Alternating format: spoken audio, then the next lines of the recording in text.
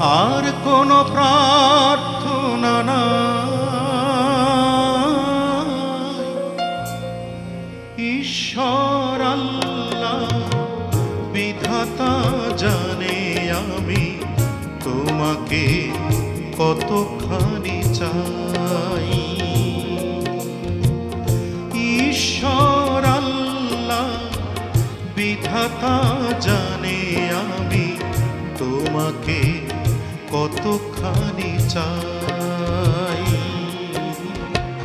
তোমারই প্রার্থনা ছাড়া